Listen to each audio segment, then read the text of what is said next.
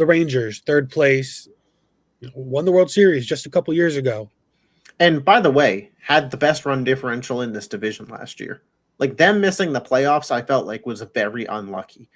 There were stretches where I thought they were the clear best team in this division. I agree, and I think the Mariners kind of coasted to just being the best because they were the only one that didn't really screw up out of all the other teams. Yep, and consistency kills in 162. Yeah. So absolutely, I wasn't trying to take away from the Mariners there, but I was trying to give credit to the Rangers of they were closer than their standing in this division may make it seem. So they added a couple players. Jake Junis, the reliever, 1 year, $4 million. Chris Martin, the reliever, 1 year, $4 million. Tyler Alexander, the reliever, 1 year, 1.125. Alexis Diaz, the reliever, 1 for 1. So it looks like they're really trying to bulk up that bullpen. And then Danny Jansen, the catcher, 2 years, $14.5 million. They made a couple trades. They traded for Brandon Nimmo from the Mets, sending away Marcus Semien. That's a trade I really want to kind of talk about more because I think that's going to have a big effect on the team. Mackenzie Gore coming to Texas. Washington, they get Gavin Feen, Dean Fitzgerald, Abimele Ortiz, Alejandro Rosario, Jeremy Cabrera. Jock Peterson now also exercised his $18.5 million option, so he's sticking in Texas. And then they lost a couple guys. John Gray's a free agent, the starter. Patrick Corbin, the starter, is a free agent. Tyler Mahle went to San Fran as a starter. Rowdy Tellez, the first baseman, is a free agent. Danny Colomé, the reliever, is a free agent. Marcus Semien, as we said, got traded to the Mets. Adolis Garcia is now an outfielder for the Phillies. Merrill Kelly, the starter, went back to Arizona. Hobie Milner, he's a reliever. He went to the Cubs. Phil Maton, another reliever, went to the Cubs. Dylan Moore, the infielder, he's with Philly now. And then Jonah Heim, their catcher, he's a free agent.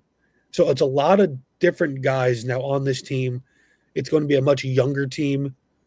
But how will the Semien trade affect the lineup and the clubhouse? Well, so I think that the Rangers kind of took a weird approach to the offseason. There was a point when I thought, okay, this team is selling. They want to go young. They want to step into a new direction. And I look at the team today. You still have Seager. You still have DeGrom. You still have Eovaldi. You still have Jock Peterson. And I'm like, okay, so the Rangers are kind of one of those weird middle spots where I think they want to see how the first half of the year plays out. And if they're not in playoff contention come the trade deadline, I think they could be the biggest seller. I think we could see DeGrom moved. I think we could see Seager moves. However, I also think if they are in playoff contention, this is a team that'll load up on bullpen arms. In terms of the Nimmo trade, I thought it was interesting. The Mets really wanted to get off of his contract to make a lot of the moves that they wanted to make. I think in Arlington, in that field, Nimmo's fielding will be needed. They're moving him over to right field, which I think suits him better for this point in his career. I don't have a lot of faith in Nimmo, but I also don't have a lot of faith in Semien. To me, it felt like two guys at the end of their MLB run, overpaid, and I guess overstaying their welcome in their current clubhouse that got swapped for each other. I just wonder because a lot of stories came out about Seager and Semien in the locker room. I wonder how much of that held them back last year. Yeah, I mean, I think they're willing to find out in the first half of this year. I think that's why Seager wasn't moved despite speculation this offseason. Well, I mean, Nimmo's going to give him a boost in like OBP and run creation, and like Corey Seager and Wyatt Langford can really benefit from that. But I mean, they still have like good pitching with. I mean, they have Mackenzie Gore, DeGrom, Eovaldi. I mean, the ceiling for that rotation. It can be elite. Like, there's possibility for it to be an elite rotation. Right. And that was actually going to be my next question is where does the rotation of DeGrom, Eovaldi, Leiter, and Gore rank in the majors? It can be elite. I mean, that depends on the day. I mean, it also depends on the health of these guys and where it holds up. Like there's so much what ifs mixed into this rotation. What if Mackenzie Gore makes the leap into being a top 10 pitcher? What if Jack Leiter takes a leap and becomes a really solid sub 4 ERA starter, sub 3.5 ERA starter? What if DeGrom stays healthy? What if Eovaldi gives us the season he gave us about 2 years ago? There's a lot there.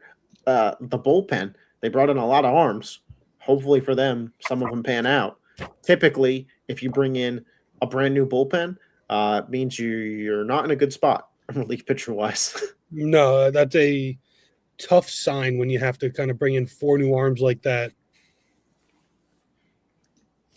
But I think with the rotation, they might not be the best in their division, but I think they certainly could be second best in the league in addition to their division. I think Seattle's rotation I would take, almost any day of the week over the Rangers. But I think the Rangers have that veteran, DeGrom, Eovaldi, and then that youthful Gore, lighter type movement where they could be better than just about everybody else. And if Seattle falters, they can claim that title as best rotation pretty easily. Yeah, I think that's certainly possible for them.